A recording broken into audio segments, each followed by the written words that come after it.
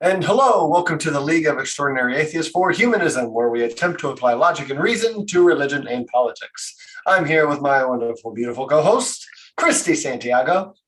Hi guys, happy Friday.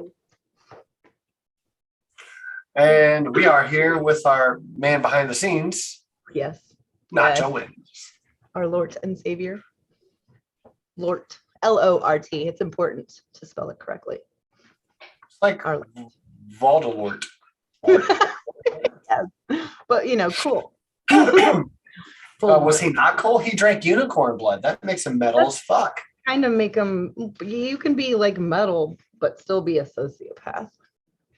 I mean, he proved it. I think.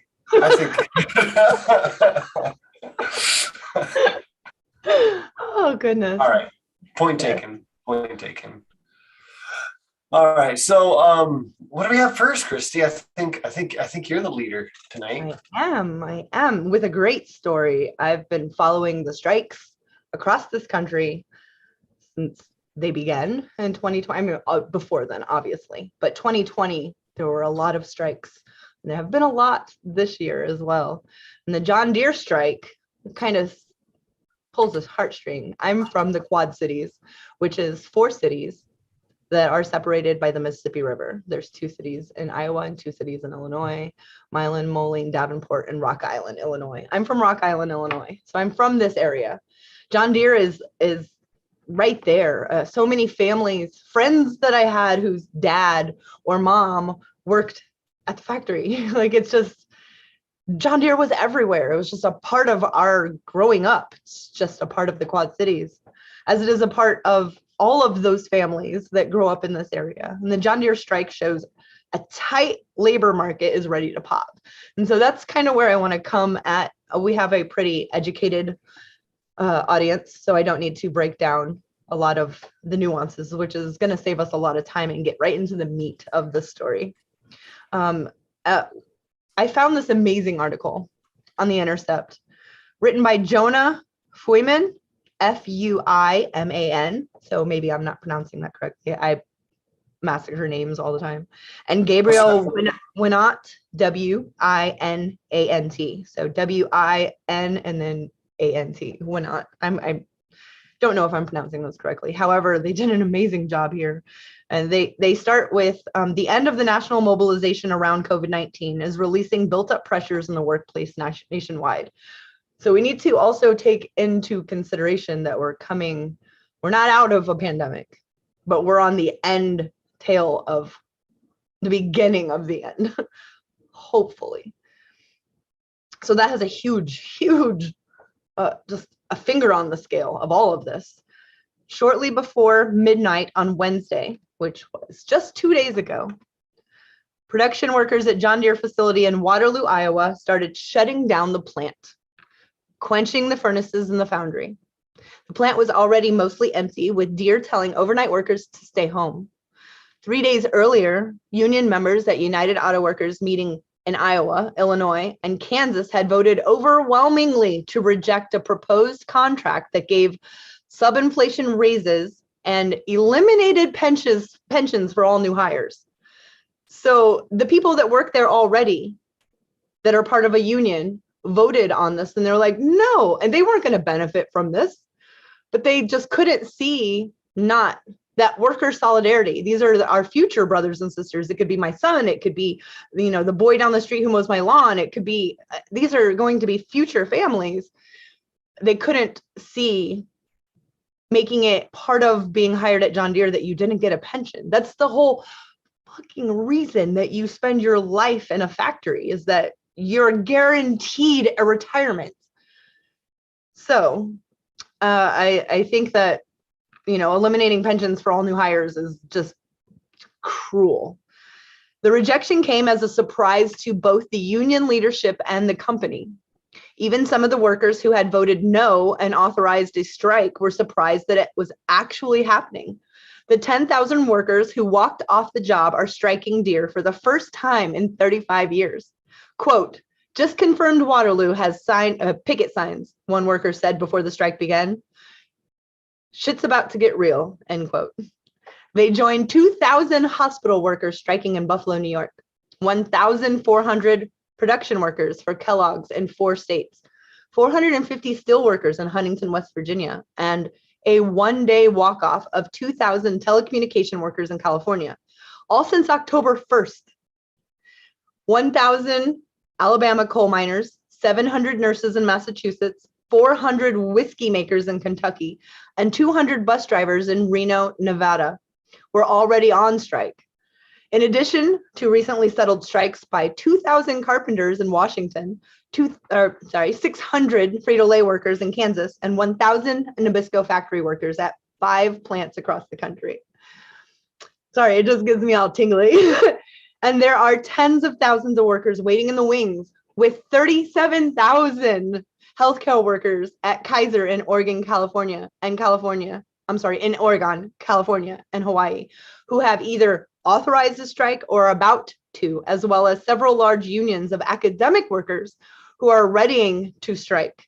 More than 60,000 film and television workers are prepared to walk out, with 90% of International Alliance of Theatrical Stage members before voting a 98% to strike. So they vote as member unions, and 98% want to strike. That is before a tentative contract was reached on Saturday, and a vote on whether to ratify that contract will be held in the next several weeks. This strike wave isn't the 1940s, when 1 in 10 US workers went on strike in the space of a year. But it isn't the labor lull of the 2010s either, with large strike activity in the private sector, when large strike activity in the private sector fell toward zero. Today, workers are increasingly militant, that is, unwilling to accept bad terms of employment. Solidarity there, brothers and sisters. But they are not particularly organized. With union density at a historical nadir, the unions are playing an inspirational role, but they aren't the only source of action. What we're seeing now is strike activity beginning to rise from a decades-long trough as the essential worker, a new category of worker has been born of the coronavirus pandemic, challenges the boss to make good on that designation. It's not just workers taking note of the potential power shift. Wall Street analysts also sounded the alarm on Deere's stock price this week, with one analyst downgrading projections by 25% in just one day. In a section of proprietary report titled "Pendulum of Power Has Swung," So that's the name of the report. The analyst wrote, members, in addition to wanting secessions from Deere regarding a 6-year labor agreement, could also be trying these negotiations in their desire to change how UAW, the union these Deere workers are a part of, national leadership is elected, and a broader national and, if global, enhanced activism by labor as they see their increasing power in a tight labor market. The woebegone small business owner who can't attract workers has been one of the media's favorite protagonists. I just want to caveat off the story real quick. So there was a guy, a Florida man, if you will. His name is Joey. Bo of the Fifth Column actually covered him. He's hearing his boss talk about workers being lazy and they can't get anyone to work, blah, blah, blah, blah, blah. So he does, if you will, a study of his own. And he does a little bit of research and finds these bosses or business owners who are vocally talking about how workers are lazy and they do not have enough workers. So that's why, be patient, they're understaffed, blah, blah, blah, all of that. And I'm not saying this is a blanket for everyone. This is this guy's study. So he found 60 of these bosses that were vocally out there talking about this bullshit. And he went and applied for their job because they all say they're hiring and they do not have enough staff. So he applied for all of them. He got one in-person interview out of that. That's it. One. So, and we'll see. It's still going. He's still waiting. So anyway, so yeah, that has been protagonist, their favorite, their build back. Go ahead, Mac. Excuse me. That's something I've been hearing a lot too, from multiple layers of even my company, that like no one wants to work anymore. But the company that I work for won't hire anyone. Right. That's what we're saying. Well, no, mine's even worse because they don't hire people. They only use temps. Oh, see. Yeah. And I hate that. I really do. But then they complain along with everyone else that they don't want to, that no one wants to work anymore. I'm just like, that's weird because I work in this little community of a building of people who work. We have a bunch of people here. We get new people all the time. That's weird. But it's also, I do like seeing, we went to Burger King tonight and we had to go to 2 different ones because one had closed at 7 p.m. I can only imagine. It's because no one wants to work that late, especially on a Friday night. But that's kind of cool, right? Because if no one wants to work then, and the company can't make you work then, right? It's just adding a new dynamic to the labor force overall. And I think it's really, really important. This whole overarching story, we're going to see more strikes. These aren't the first ones. We had Frito-Lay, we had Nabisco. I know we have John Deere. I'm probably forgetting some. We had the coal miner strike, right? And yeah, did you say that one's still going on? We'll get to that. Okay. Yeah. So we have all of these, and I know you're already saying it, but it really is really, really cool to see the workers push back and try to get something, because like the housing market is a seller's market right now. Yes. Right now, the labor market is a worker's market right now. And to see them actually making demands is promising, and we can't stop. So I would like to encourage everyone watching. If you have a family member or a friend who is on strike, try to support them. Like, we need these workers to feel encouraged and supported. yes, Yes, as long to as know possible, that we have their back. Yes. Yeah, they need to hold it out. And how you can do that is you can go to the picket lines, and you can bring food. You can bring warm drinks, especially since it's getting colder. You can just be there. Talk to your union about going on strike in solidarity to make it more of a general strike. You can just you can just do your normal thing.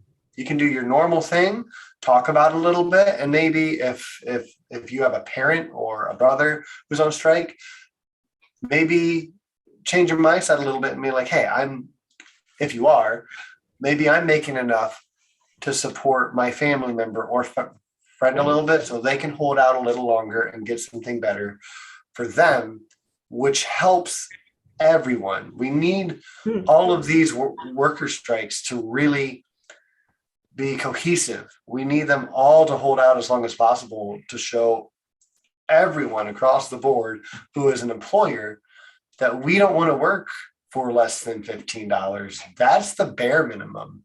Yes. Like, it annoys me when I keep hearing like Bernie Sanders say that, I mean, we're going to fight for that $15 minimum wage. I'm like, that's good, but that's not good enough. That was 10 years ago. Really, it's time to move on. It is, but we can't. We can't, because there's so many people who don't understand that was 10 years ago. And that's sad. Like, we need Bernie to do that fight, but we need everyone to understand that this really is just a stepping stone. And we need to push for more. A massive staircase. Yeah, I still think, and I'm going to start pushing this a little more, because I'm really re-looking at all the policies that I vouch for, especially here on the show.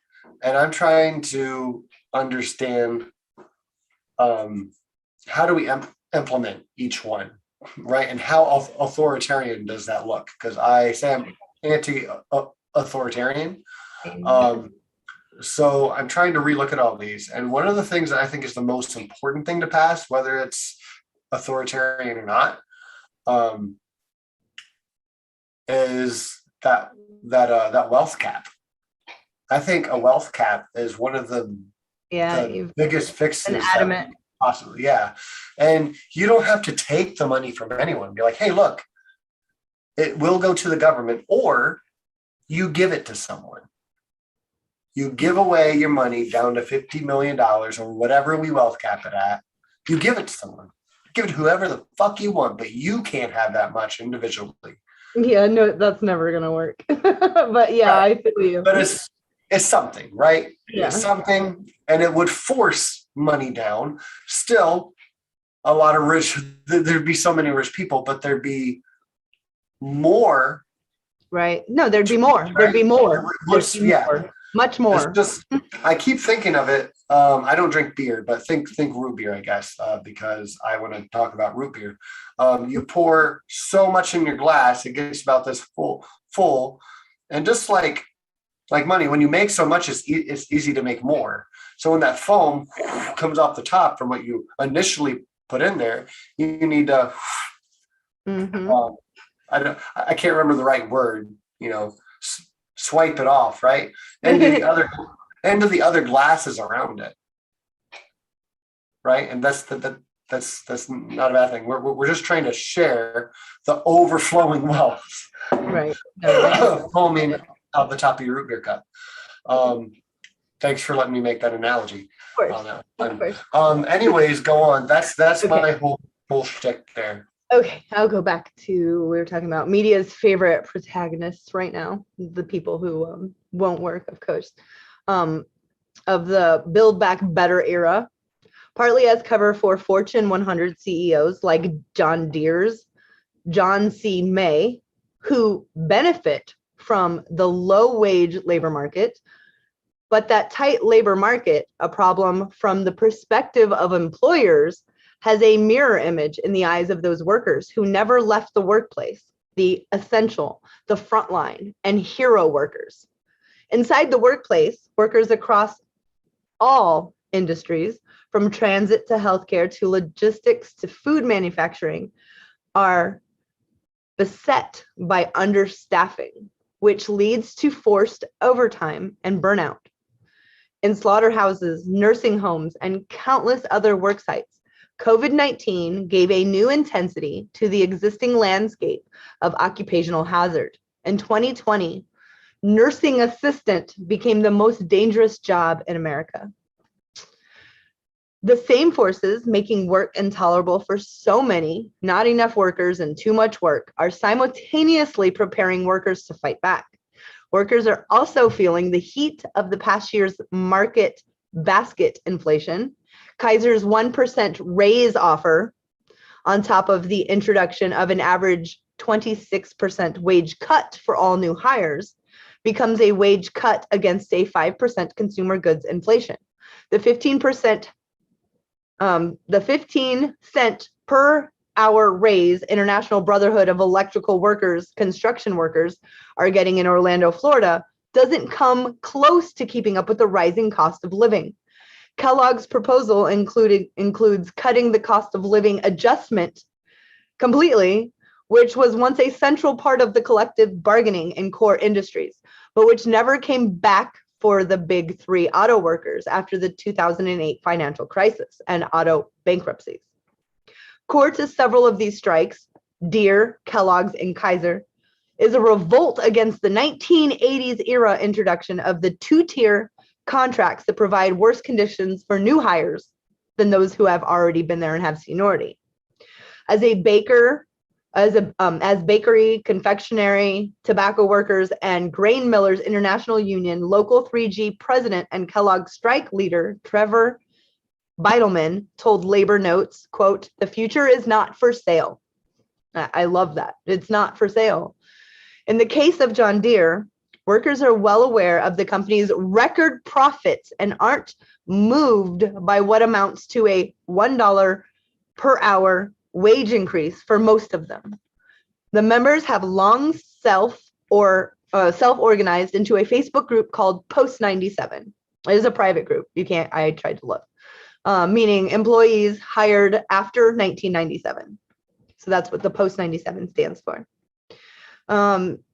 With worse wages, worse benefits, worse pensions or no pensions, that's the one that they're trying to force on them now. The current contract for most Post 97 workers would be a 6-cent raise from what pre-97 workers made 10 years ago. The company's proposal to cut pensions for all new hires, creating a post-21 workforce, runs up against a moral opposition that aligns with a new economic playing field, causing many workers to tout as a core demand of the strike, quote, "no third tier." I love it. So there's a tweet I wanted to add by Jonah Furman. It's a long thread, but important. John Deere workers have reached out to me frustrated about media repeating company talking points that workers make 60 to 70K a year.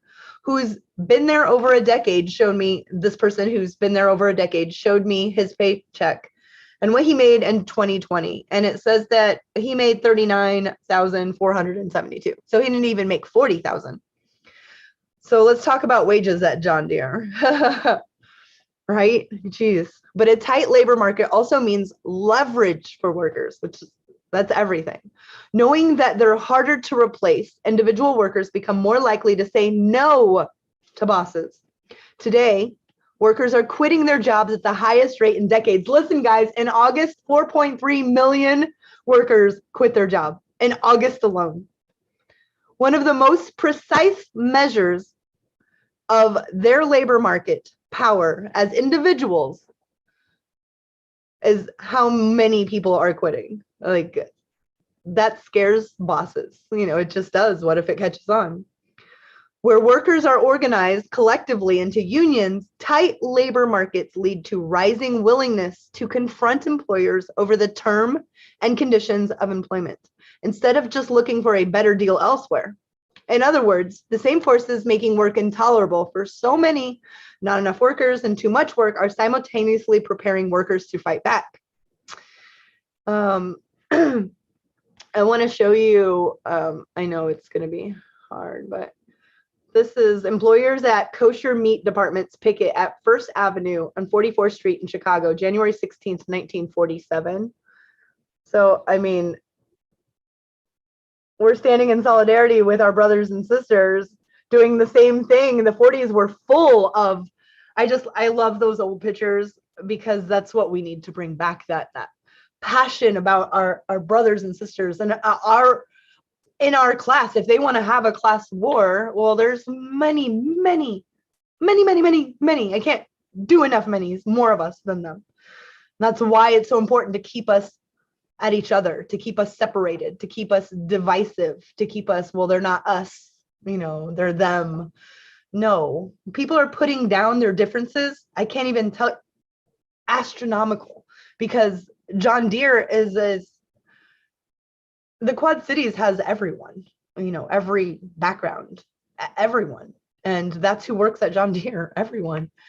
And so people have to put aside their differences for the solidarity. And that's what we're seeing. And the goosebumps from doing the story have been very inspiring, which has helped. I did not feel good at the beginning of this week at all. There was like 72 hours of just straight nausea and couldn't keep anything down. And then we had our 14th anniversary Wednesday, like 2 days ago.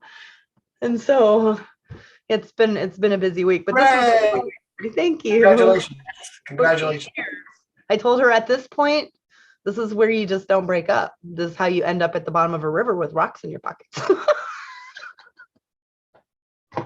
Which is kind of psychotic to tell someone, but I'm being funny. Yeah. Or am I? No, I'm just kidding. Should you I'm anti-violence. Anti-violence, definitely. The end of national mobilization also tends to release built-up pressures in the workplace. Workers who put up with suppressed wages or stressful working conditions during an emergency expect to see something change afterwards. Duh. As Harold Mayerson recently observed, both 1919 and 1945 through 1946 saw massive strike waves as the world wars ended. In the 1945 to 46 cycle, when more than 10% of American workers went on strike, 1 in 10 Americans were striking during this era. Events that could plausibly be called general strikes erupted in Stamford, Connecticut, Lancaster, Pennsylvania, Rochester, New York, and Pittsburgh, Pennsylvania, and Oakland, California. So those were in solidarity with, like you were saying, talk to your union and strike in solidarity. That's what they were doing. The release valve that may be opening now resumes an expansion of labor activity before the pandemic.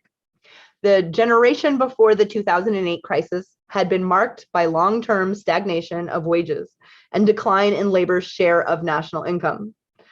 Recoveries from recessions in the 1980s, 1990s, and 2000s took longer than in earlier years, and large numbers of workers got stranded in permanent underemployment or inactivity. These trends culminated the Great Recession and its agonizing, protracted recovery, but unemployment finally fell below 4% in 2018. And that year and the next year, a noticeable uptick in strike activity occurred, most notably in a massive teacher strike wave. When labor markets had finally recovered from the devastation that followed the 2008 financial crisis, but teachers' wages had not. That's why. In terms of strike activity, the current private sector wave picks up where the teachers left off after an interlude of reactive inaction during the height of the pandemic. In 2020, moreover, teachers formed the first major group of workers to refuse to accept whatever terms, whatever crumbs were thrown at them by their employer, and which the employer dictated for reopening the workplace. It is difficult to imagine teachers speaking out against returning to work in unsafe conditions, as much as they did without the national wave of militant teacher strikes in the 2 preceding years. This resistance has now spread across the economy in both organized and individual forms. Today, workers' economic resistance, whether through organized strikes or in refusal of dangerous, underpaid, and under-appealing jobs, is shaping the political agenda. Many of the policies in the Democrats' $3.5 trillion budget proposal would pursue the same ends as workers' actions, but in the realm of social policy. Proposed subsidies for both home health care and child care, the child tax credit, Medicaid expansion, and investments in housing and green energy would all indirectly support workers' power, either by increasing demands for labor further or by alleviating some of the grotesque social pressures that have forced employees to accept whatever terms employers offered them. The federal government would strengthen workers' bargaining proposition. When Senator Joe Manchin, sorry, I get a really bad taste in my mouth when I say his name. Yeah, it's bad. Sorry. I'm sorry. Oh, yeah, that happens. So something, I think I'm allergic to him. When Senator Joe Manchin warns against becoming an entitlement society, like he's not the most entitled prick you ever saw.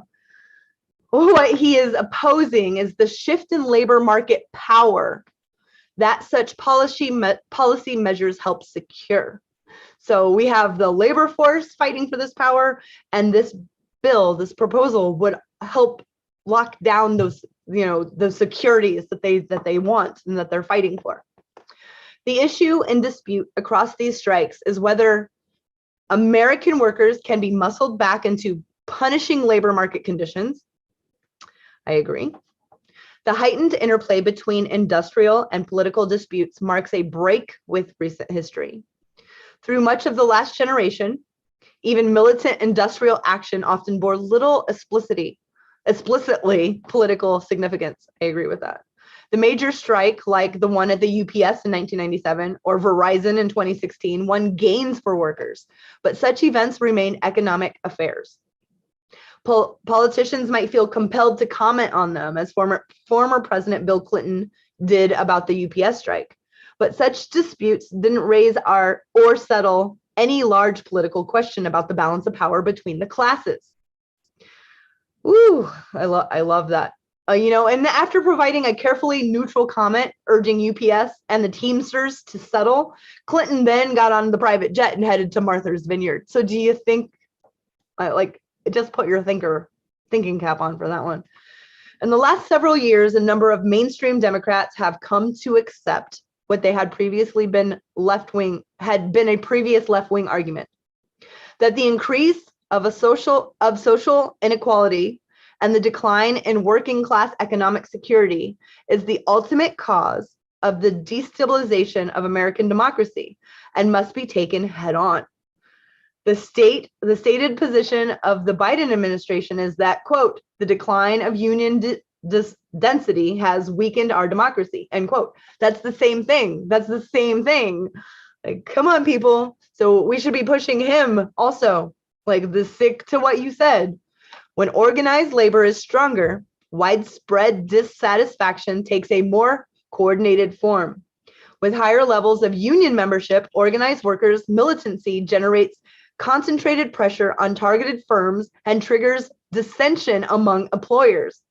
Some bosses start to squirm and seek to calm labor down by agreeing to progressive social reforms without any strike needed, while others insist on holding the line and they double down. That's what you see at Deere.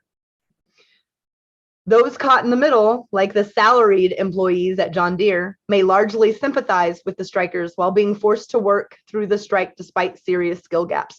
Now, there's a tweet that I wanted to share. Okay, so that is true. Salaried workers are being made to work as scabs. However, there's a tweet by Ken Kippelstein. Says John Deere is trying to break a strike by having salaried office workers operate heavy machinery. Let's see how that's going. And then the first one is on the first full day of John Deere using non-union workers to attempt to replace UAW members of the factory floor. Didn't even make it until dawn without 911 call. Next one. Day one, non-union salary worker just crashed a tractor inside the plant. Whoops. Like, yeah, come on. This is the lower level of workers' organization today, the smaller size of the organized workforce compared to an angry but scattered mass makes it more difficult to divide employers politically in this way. On the picket lines and on Capitol Hill, the political capacity of the shrunken labor movement is being tested. The more concrete gains workers win now in either arena, the more others among the unorganized millions will see the benefits in unity, even if they're not part of a union. This is so important. President Joe Biden styles himself as a labor champion, aspiring to be the most union president you've ever seen, per him. Days before he launched his presidential campaign using a Pittsburgh Union Hall for his stage, Biden appeared on the picket line of one of the major strikes of 2019 at the Stop and Shop grocery chain in New England. Recently, confronted with businesses having a hard time hiring staff, the president said, pay them more. But when asked to take sides, he stuck to official neutrality, his press secretary citing unspecified, quote, legal reasons, end quote. On Friday, when asked about the John Deere strike, he stated, obviously, quote, they have a right to strike. They have a right to demand higher wages. I'm not getting into the negotiation, end quote. The administration has allowed key pro-worker. Oh, okay, before I start that one, go ahead, Mac. What is Beckless? I'm sorry, was that an answer? Ding, ding, ding, ding, ding, ding. You just won 300 points. Thanks. I just wanted to sprinkle that in. Yeah, I like it. I like it. And the administration, Biden's administration, has allowed key pro-worker provisions in the American Rescue Plan Act to expire, such as subsidies for Cobra, come on, Biden, which are particularly crucial for striking workers whose employers have cut off healthcare insurance. The Allegheny Technologies Inc. workers, part of the United Steelworkers Union, who struck for 5 months this year, had the benefit of federally subsidized Cobra. The UAW members currently striking at John Deere, whose employer plans to cut them off of their insurance plans by October 27th, will not. They would, however, be eligible for other subsidies, including heavily subsidized Obamacare plans, though this would definitely entail changing plans, potentially changing medical networks, changing doctors, and all of that stuff while in the middle of a strike. It's cruel. It's so cruel.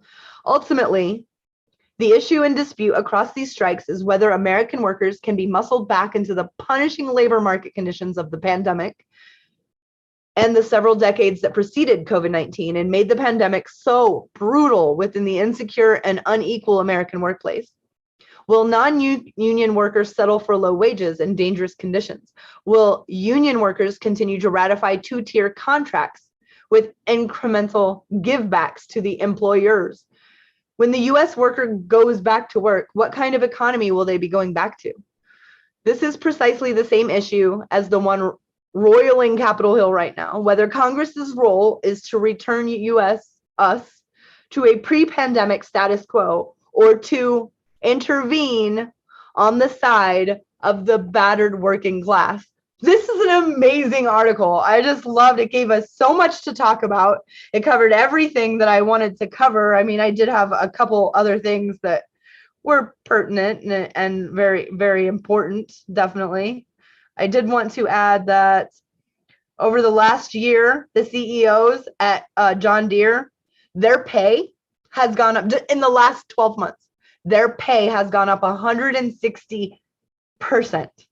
Okay, we'll leave that one there.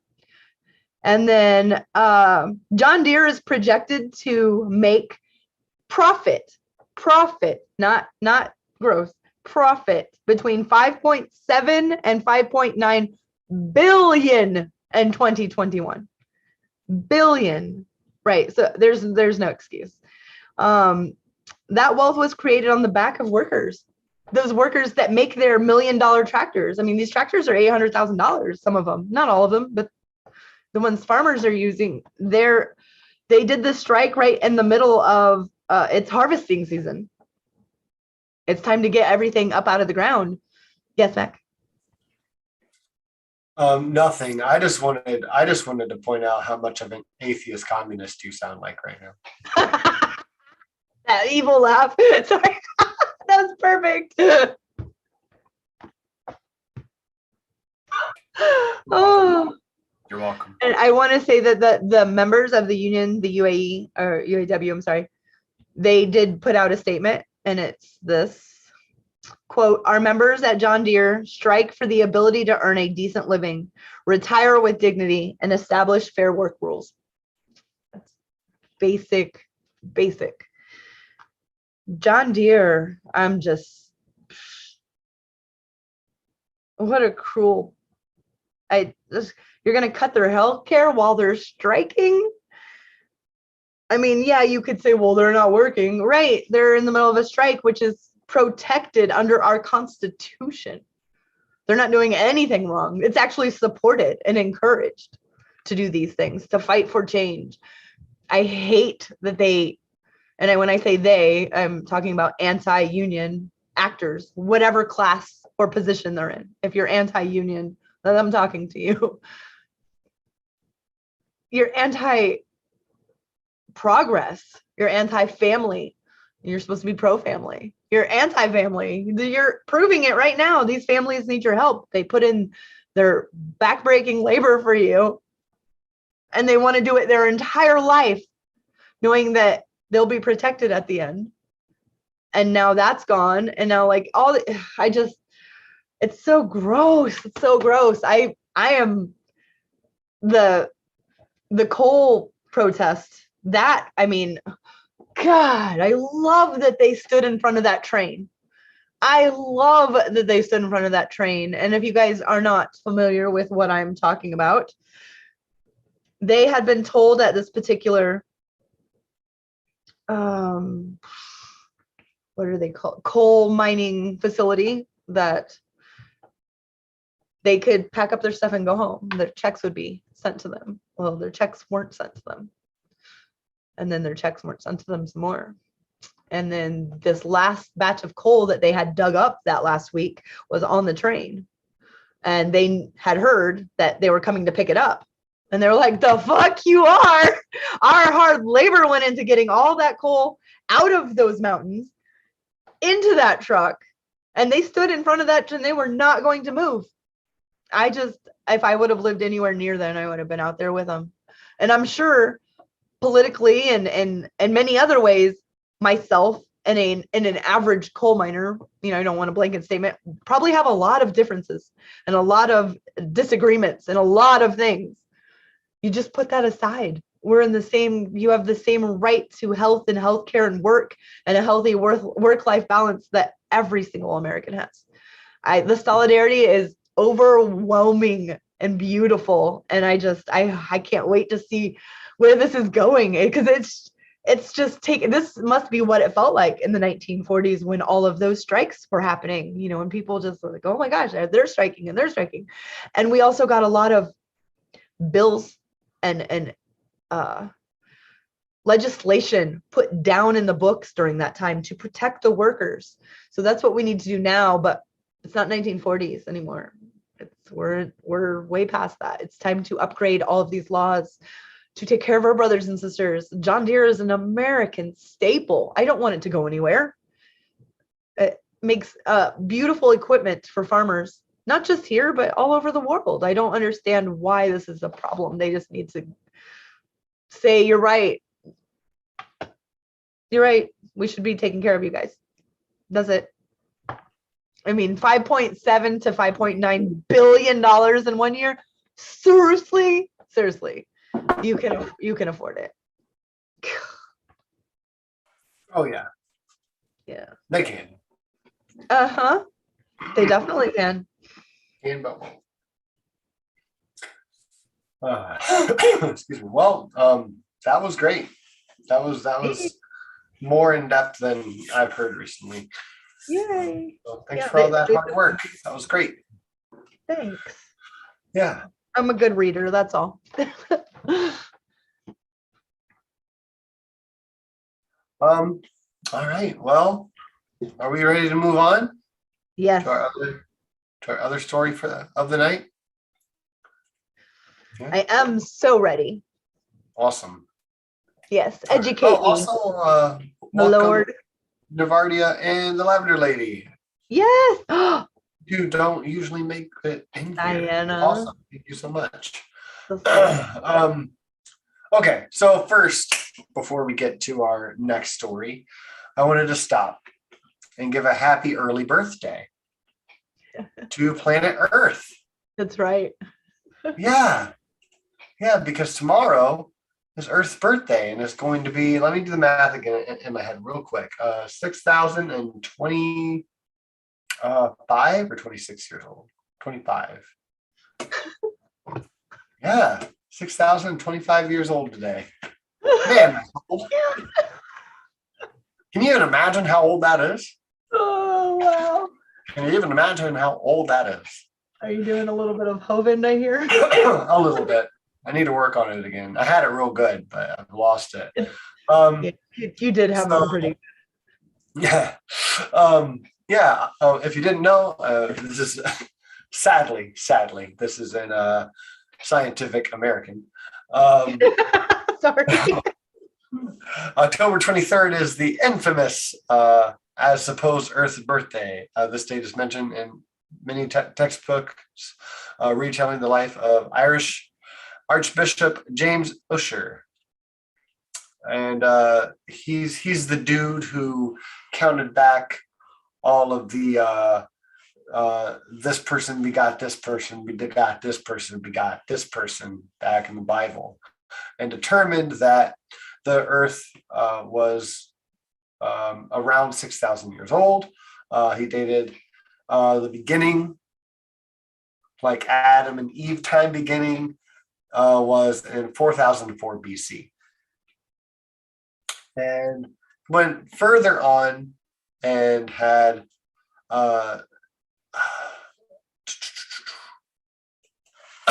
excuse me. I don't know how, but I find this interesting as well. He thought he could calculate the exact time too, and it was 9 o'clock in the morning on October 23rd. I find it really interesting that he can get it down to 9 o'clock in the morning, but I don't know if that's a Sunday or a Friday or hump day.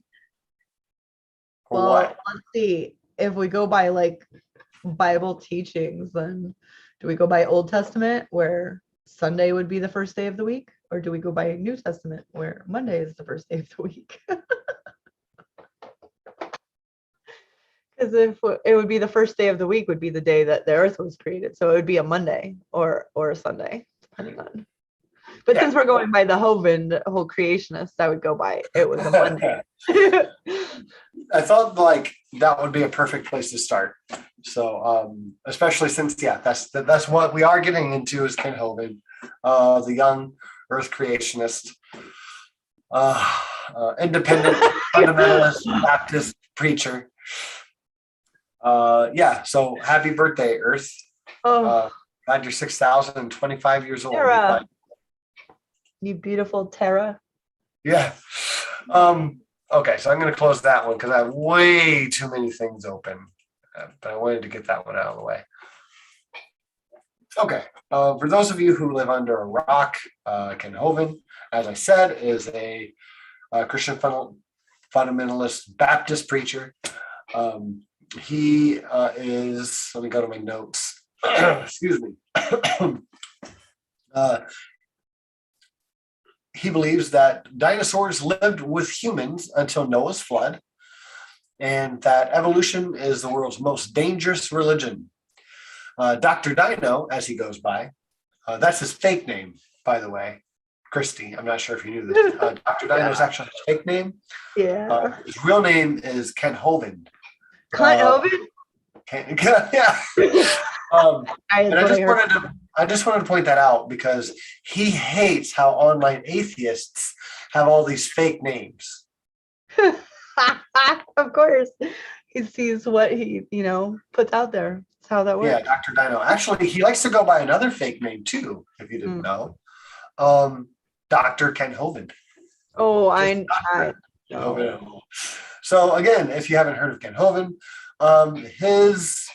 he got his doctorate from an independent Baptist, kind of like him, independent from a correspondence school. College, yeah, which is not accredited by the state of Colorado. He also Or anywhere else. got one, and or he got some degree in Michigan, which is also not accredited college. But he did go to one accredited college, but I don't know what that one was for. So, excuse me. He ain't no doctor. He goes to Christian colleges for Christian degrees, and somehow he got a doctorate, and he calls himself doctor. Yes. It doesn't make sense. Well, yeah. He is also this is very, very worth noting, especially for this talk. He claims to be a sovereign citizen. Yeah.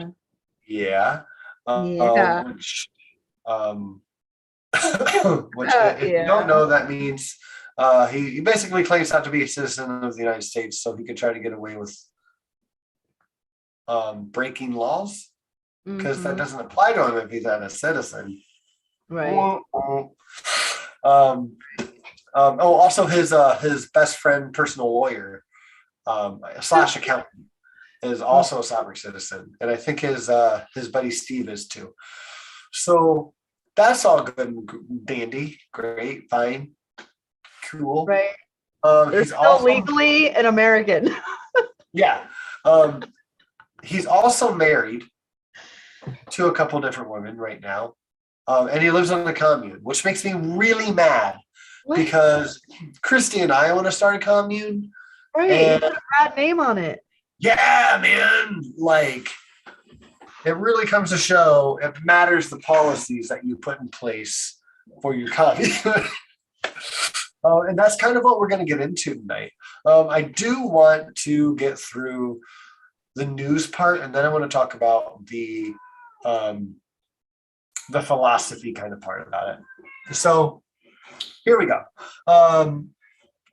Ken Hovind, the Alabama evangelist, is the owner of Kodak County's Dinosaur Adventureland.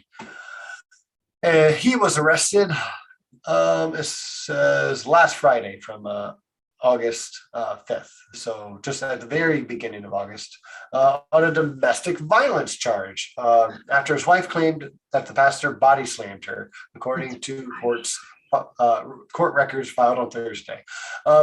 This isn't the first one, right? Like, no. Domestic violence this is not the first one. No, it's not. But Okay. I'll probably loop back around to that. Okay.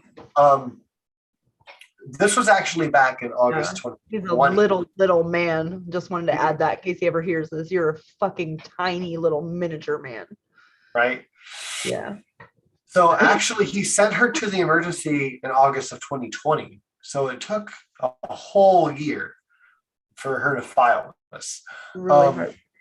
Excuse me. If you don't know anything about this yet, guys,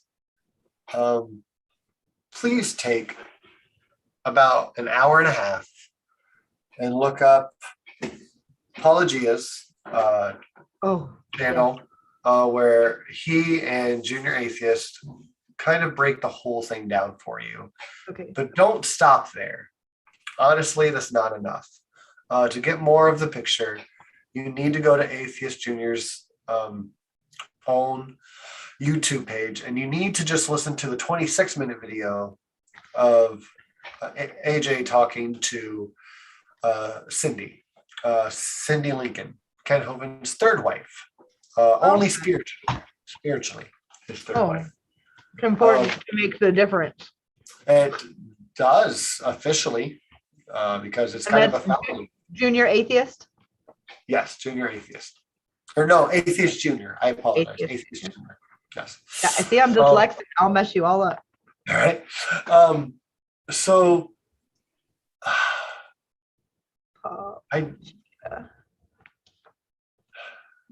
let me see here. Hovind was arrested July 30th. So I was off by a day or so, on a third-degree domestic violence charge, and he was released from the Konik, I think I'm saying that right, Konik County Jail after posting $1,000 bond. This was all shown again on Apologia's channel and also on Atheist Junior's channel, like the paperwork.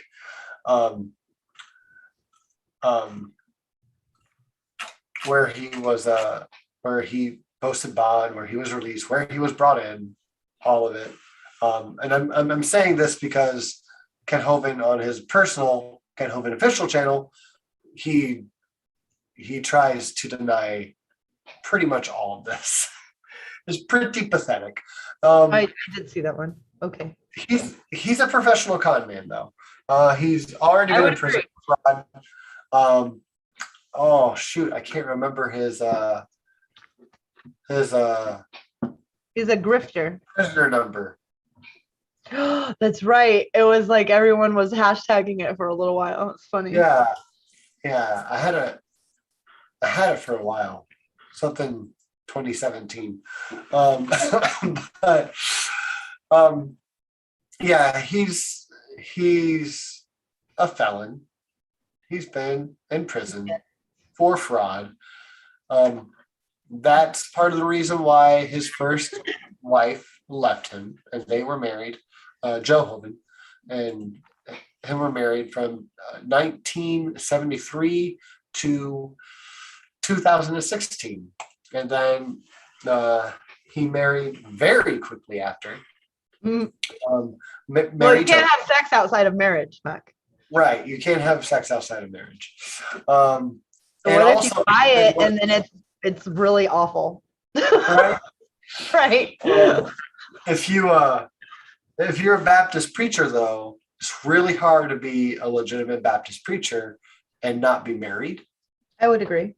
So right away, same year, he got married to Mary Toko. And this was an official, like, by the state, real wedding marriage. Oh, but he's sovereign. How does a sovereign citizen get married by the government they don't believe in? Yeah, that's strange. So anyways, he Mary Toko left about a year in because she was worried that with all of his bullshittery that she was going to go through the same thing that Joe Hovind went through. That means a raid by the FBI. Right. Going through their home and going through his finances. So she left, and her friend, Cindy Lincoln, left with her. And Cindy Lincoln eventually went back because she heard that Mary Toko was probably over-exaggerating, and so many of her friends and family were there because, again, they live on a commune. It's really hard to leave that kind of thing. Yeah. So about a year after that, Cindy Lincoln marries Ken Hovind. That's right. Oh God. Spiritually marries Ken Hovind, and that's his new wife. Yeah. And she's married to him for a couple of years, and she goes through some hell. And the kind of hell that she goes through is pretty special. So I want to go over that, but I do want to finish just the last bit here. Did she go through hell, or did she spiritually go through hell? She spiritually went through hell. Okay. And a little bit physically. So I don't want to make light of it. No, I don't either. I'm being an ass. It's okay. I'm just being an ass. I'm used to your ass. Whoa. Whoa. Whoa.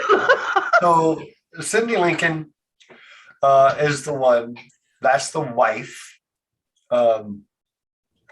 who pressed charges against Dr. Ken Hovind. And she took him to court. She won. He was found guilty. And he was supposed to turn himself into a county jail for 30 days by 4 days ago. Which I'll come back to, or else he has to serve his whole sentence of a year in prison for that charge. Also, he was demanded to pay like $500 to the courts and also pay for her medical bills, which was about $1,000, which isn't much since he swindled. We'll say swindled because that's the best. I don't think I actually have to say allegedly. I think I can just say he swindled her out of over $200,000 of her money, mostly made from her being a landlord over some properties in Alabama. That she put into Dinosaur Adventureland as a landlord so she could get paid rent for excuse me, Dinosaur Adventureland to go into her retirement fund.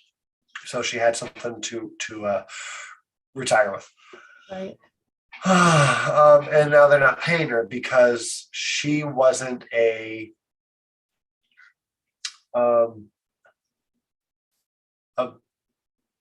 what's the phrase? Yeah, it was submissive wife, but that wasn't the exact phrase in the contract. It was like a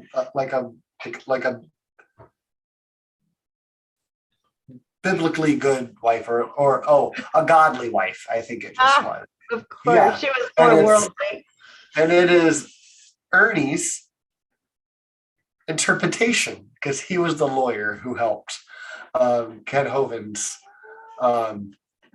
personal friend and lawyer and accountant drew up this contract representing both parties. Oof. And two of them are sovereign citizens. Oof. And she signed it, but she didn't know that they slipped in that she had to be a godly wife, which means submissive. And she hasn't been holding up that part of the bargain. So they don't have to pay her anymore. There's contingent.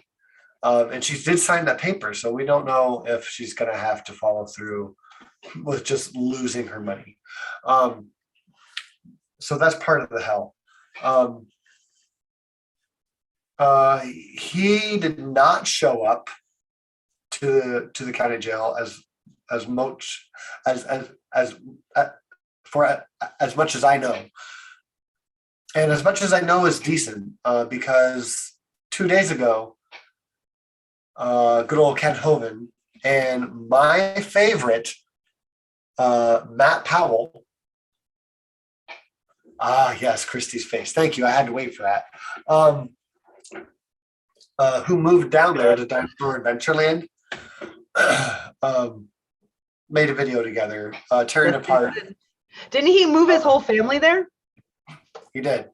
His new baby. So they're living on the commune too? Oh, they sure are. They sure are.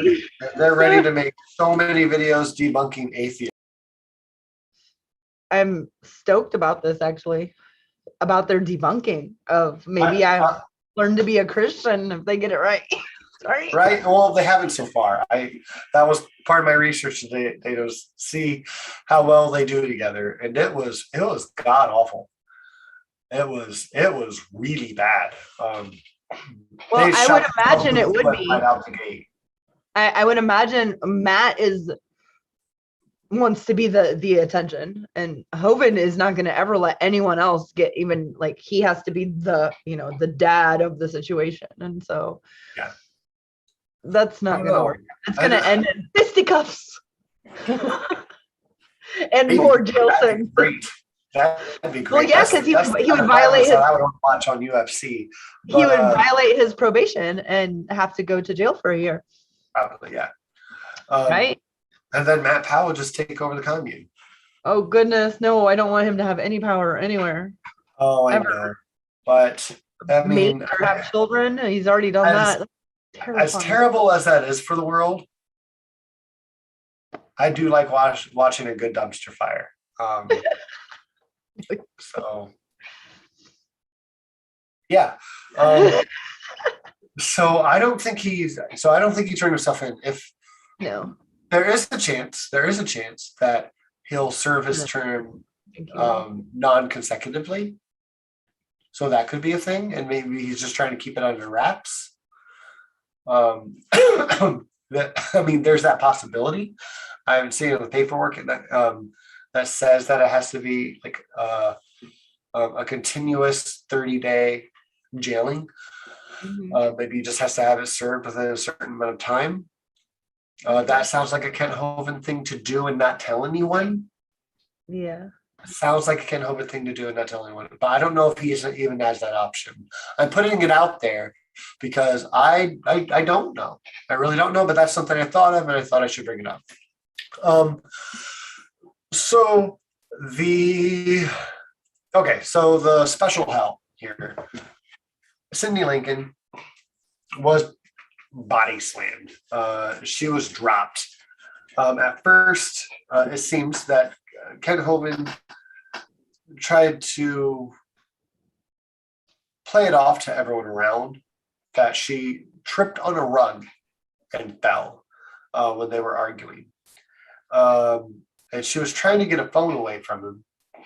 Again, but he says she tripped and fell on her back on a rug. That's always the black eye. I fell down the stairs. Yeah, that's indicative of that injury. And now he has changed his argument to, well, she fell over my hip. She fell over my hip. You did it. That was good. You did it good. Yeah. Yeah. So she fell over his hip, and he pushed her down, probably trying to help her back up. And, of course. That's how you do that. You knock them down to get up. And she went. I knocked you down. Yeah. That's what he was doing. She said that's what they do in the military. They break you down so they can build you back. That's all he was doing. Right. Was doing a tidbit of brainwashing. Yeah. No big deal. So she went to the emergency room the next day because she was having trouble breathing, and she wanted to see if anything was broken. And she also went to the chiropractor, and she told the chiropractor that that her husband had body slammed her, and that it was probably her fault. She was like trying to yank his phone away, and they were in a fight. Oh my God. And the chiropractor said that this, it doesn't, it's not your fault. Like, no one should body slam anyone. He should have done the big man thing and just walked out the door. And Kent Hovind says that she was blocking the door, but Cindy says that Kent was between her and the door.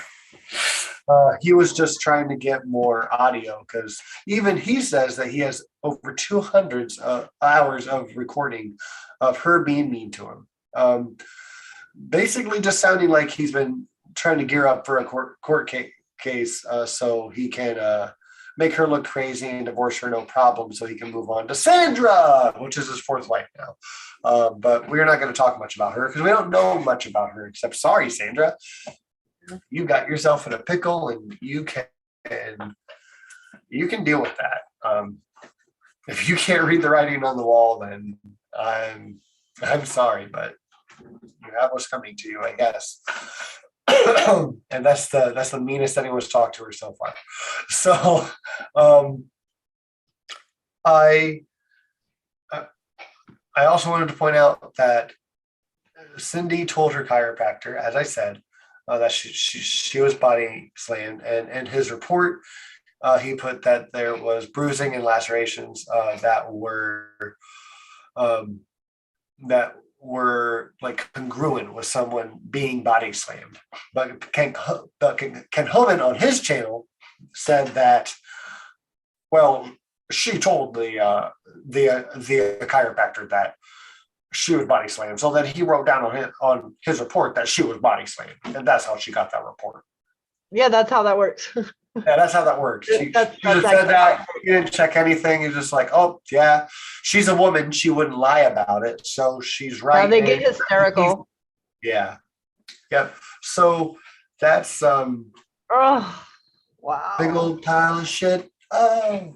Yeah, that's like a bag of turds. The whole thing. Bag of turds. Yep, just some of them are not solid turds. Some of them are. Some of them are slimy. Some of them are little turds. Some of most them of his are just turds. Yeah. So I wanted to share a story from from the interview that Atheist Junior did with Cindy. And And this is from the longer video. this is from the 26-minute video. Okay, that's this actually wasn't shared during Paula Gio's breakdown with AJ. But I found it really, really important. And the first time that they went to counseling together, Ken Hovind had walked away to go to the bathroom for a few minutes. And, excuse me, the counselor said to Cindy, he is not letting you make any points. Mm. Yeah, your cat said, yeah. Yeah. And this isn't going to change. He's like, he is a narcissist. She may have said something about that already. I'm not sure. He's like, this is who he is. Yeah. And you need to accept it or get out, run away. Like, yeah, that's it. Like, you need to accept it or you need to get out. And I don't know if this was the same conversation, but speaking with that counselor at some point, he also said that this is something that happens a lot in the church, especially the Baptist churches. And we know that. Yeah. We already know that. Yeah. We have plenty of reports of that. You can ask so many people in the Clergy Project what they've seen, I'm sure, and they'll account to it. They do not like women to have any power, that's for sure. They don't, and I'll circle back to that before I get there. So Ken comes out of the bathroom, and it sounds like afterwards, after they leave, he tells her that he recorded the whole thing without her consent or the counselor's consent, and she thought that was illegal, but it's not illegal in Alabama. And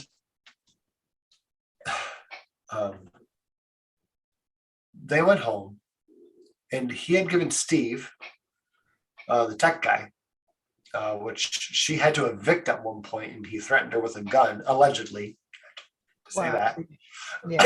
Excuse me. And then tore everything, including the thermostat, out of her home after she had to evict him. He's an animal. He's absolutely. Wow. This man should be in jail, and I wholeheartedly believe that. It's pretty scary, actually. I wouldn't want to be alone with him. He seems like a real psychopath, and that should be repeated as much as kids' lives. No, it really should. He's a scary grifter. He's always been a grifter. He will always be a grifter. Yeah, and Ken heard from Cindy that she thinks that he threatened her with a gun after she tried to kick him out, and he didn't do anything. And then she told him that, hey, do you want to see what your golden boy did to my home? Right. After taking all of the appliances out and the thermostat and cutting the water line to the refrigerator, so she had to have that replaced. Wow! What the hell? What? Yeah, he's a nut. A vile creature. And Kent said, I don't want to hear anything about your for-profit home. I don't want to be. But it's a for-profit home. Well, we'll say what? What's a for-profit home? Because she was renting it to him. Oh, okay. Yeah. But that's excuse me, for-profit property is, I think. Oh, okay. And which drove her kind of mad because some of that income was going towards his dinosaur adventure land and the ministry that she was helping with.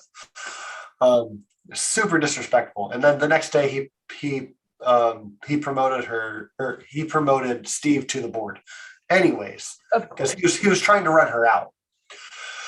As he does. He wanted out of the marriage, so he tried to make her look insane, is really what it looks like. That is me. Could have just told her, I don't want to be married to you anymore. Yeah. Oh, no, he couldn't do that because he'd look ungodly. she needs to look nuts to leave, so it just looks like Ken Hovind got another bad wife.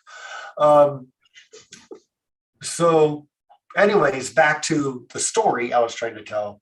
That night, after he recorded their marriage counseling, and this was the part that really wasn't shared on Apologies, and I'm not faulting them for it. They went through a lot, but this is more to my point, and what I want to talk about is he gave Steve a key to their home, so Steve went in and changed the lock on the spare bedroom. So Cindy could no longer enter it because she would sleep in there when she didn't want to sleep with him, to make sure that she had to sleep in the same bed as him, to ensure that she would have to sleep sexually. And whenever she wouldn't have sex with him, when they were fighting, he'd make a huge deal out of it. I guess at one point he took the garden hose and sprayed the bed down so she couldn't sleep in it.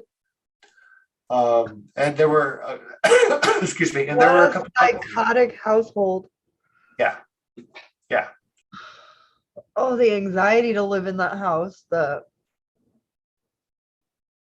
He's a monster. So I just he is. The more I learn, the more I'm scared of him. Yeah, he would really attack her in different ways for not sleeping with him, and it was pretty disgusting. And he would use the lines like a woman is supposed to submit to her husband. I have one here, and this is used a lot. Ephesians 5 verse 22, and so on. Wives, submit to your husbands as to the Lord. For the husband is the head of the wife, as Christ is the head of the church, his body, of which he is the Savior. And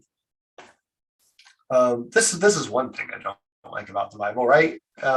And it's also said in Corinthians and Proverbs 31. Excuse me, but this is perpetuated a lot in Christian culture. You're really lucky if you were a male or female, especially female, obviously, back when you were a Christian, because most of us atheists used to be Christians, and you didn't have that. You were lucky to not be in that kind of culture, where the woman is the weaker vessel. And this is one reason why the evangelical right, has such a hard time with equality, because a huge part of their worldview doesn't agree with equality. Yeah, it's the opposite. It doesn't agree with it. Yeah, it does not agree with equality. Something was pointed out to me recently. I wanted to pull it up real quick. Gary Thomas is an author, a Christian author. He just has a new book called Married Sex. It's written by Christians, for Christians, and it talks about submittance to the male, like that's the godly thing to do. And there's a large group of Christians who more or less signed a petition against it. Good. And there's I've seen a lot recently that there's large portions of the Christian communities that are really against the idea of submittance, and they find justifications in other parts of the Bible that work against that. And yes, of course, because you can do that. Bible contradicts itself. You can really argue just with it. It's very. You can use that book to fight the book. Yes, yeah. But it's excuse me. But that's That's one thing. Trying to give it a nice thing here. That's what makes it good art, right? Good art is very interpretable. That's what I always say. M&Ms are too. They're a work of art. There's so many kinds of M&Ms.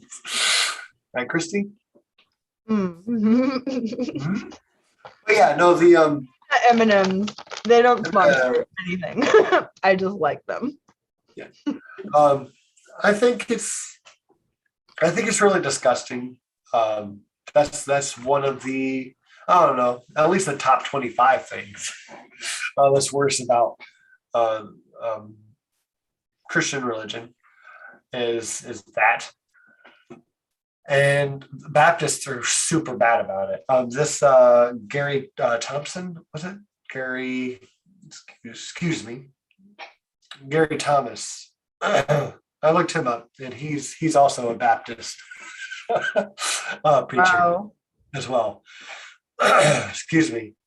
And they not only do they espouse very wrong, not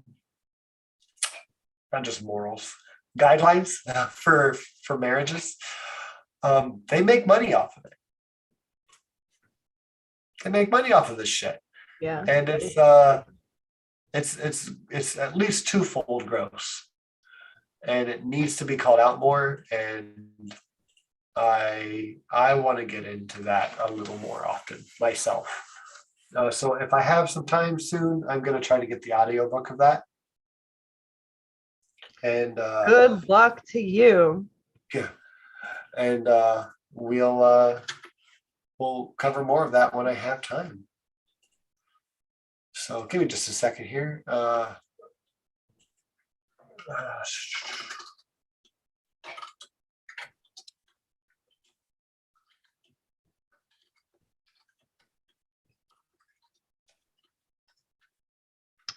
I will talk. I'm talking about, I love Clockwork Rex.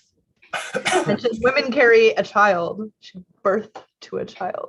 Yet she's the weaker sex, weaker than men. And then he finished that up with horseshit. Horseshit. Love it. Yes, I how about they're just both equally strong in different areas. They complement each other because we're a species. We're together. We're a species.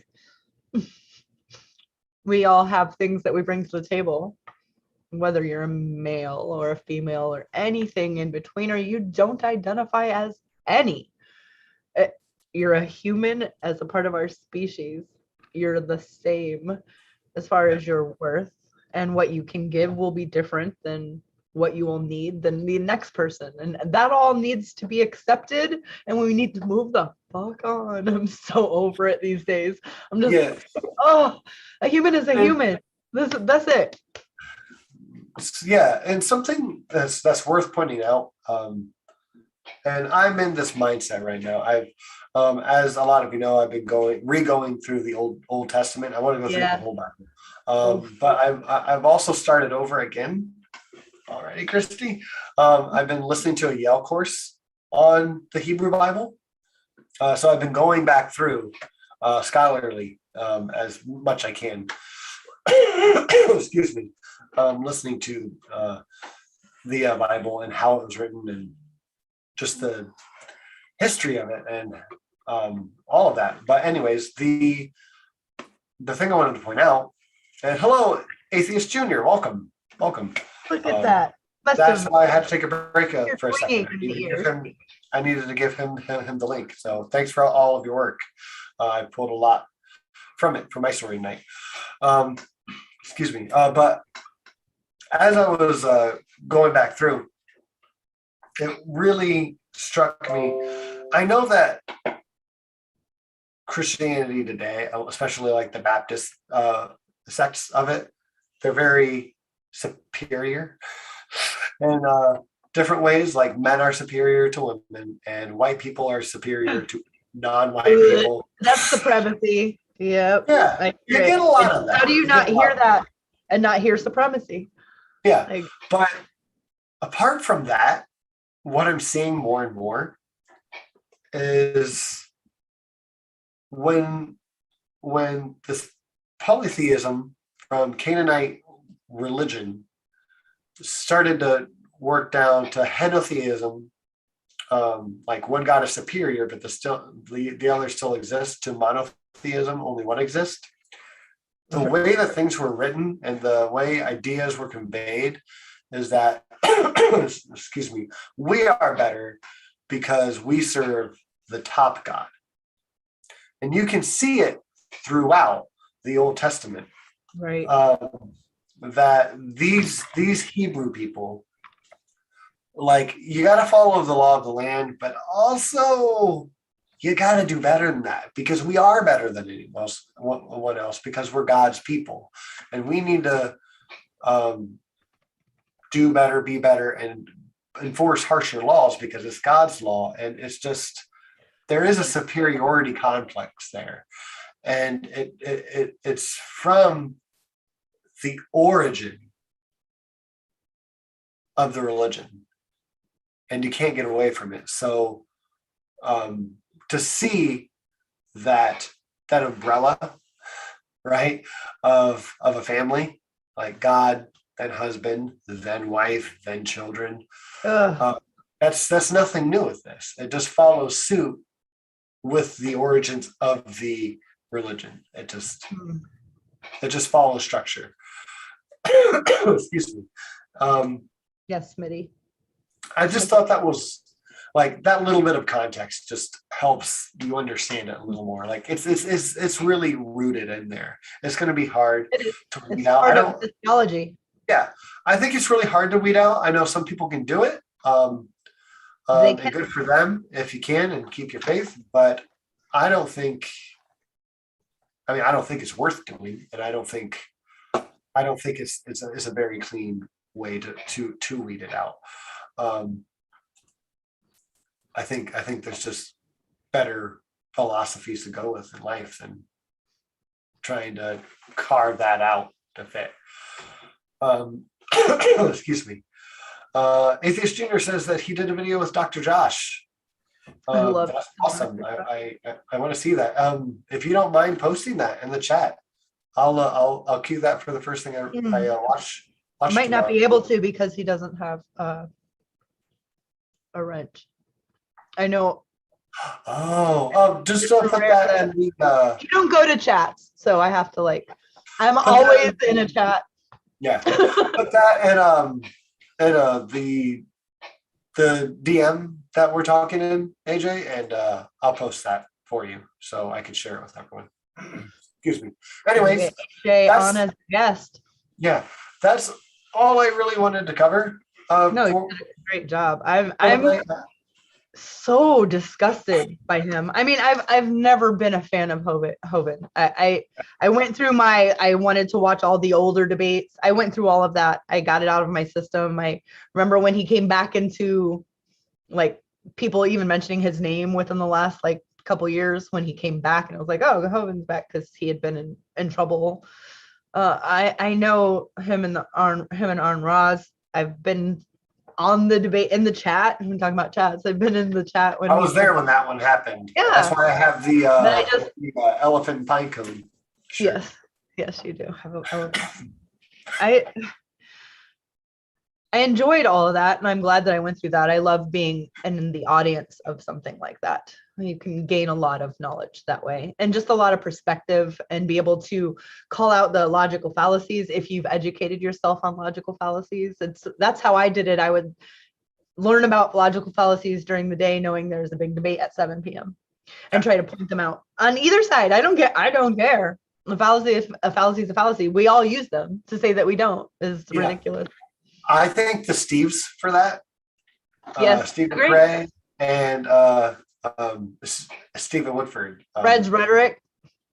That too, yeah. Well, I was applying more at that point, but I learned more from Steve and Steve. Red's rhetoric, flat Earth debates. Yeah. Spent a good couple weeks there, and was just like, this is the thing. And I just wanted to listen to the ridiculousness. And then I was like, oh my gosh, like you said, you love a good dumpster fire. Yeah. I couldn't argue with someone that just couldn't agree with the same facts first. Yeah. Excuse me. The Ken Hovind is a really good and easy target to pick on. Him and what's his name? Ken Ham.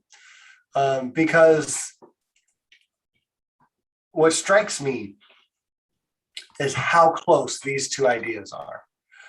The young Earth, when dinosaurs like lived with humans. Jesus rode his T-Rex. Yeah. If you go down the line of reasoning that justifies that, it's so hard to say that it's a full step away from believing in flat Earth.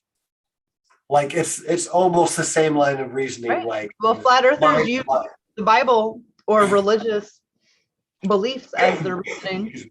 Many of them, I should say, as a blanket statement, many of them, the majority. It's like the same. It's the same justification. So it's basically like the same level of crazy. If not, it's this much different. It's but it's so. It's not seen that way. But when you just look at them side by side, you're like, holy shit. These things are so close.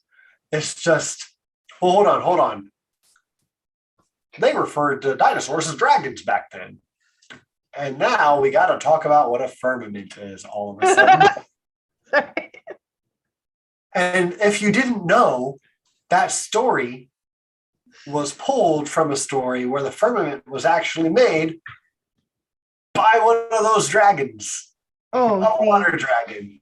Yeah, it was split in half by Marduk, and the bottom half of him made the waters of the deep, and the top half made the firmament, the dome. All the sense.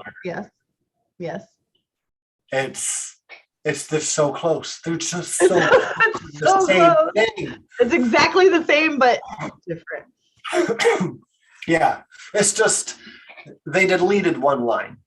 That's it, and it's madness. It's over. That's why we can't. Anyways, that's not where I wanted to go with this.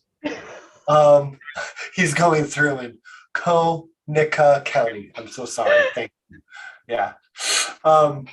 Thank you all so much for watching. Yeah, this bill. I do want to touch on it again sometime soon. At least how this intertwines with the submittance thing. I do want to dive more into that a little more often, and maybe not here, maybe on my own channel. We'll see if I get a little more time for that.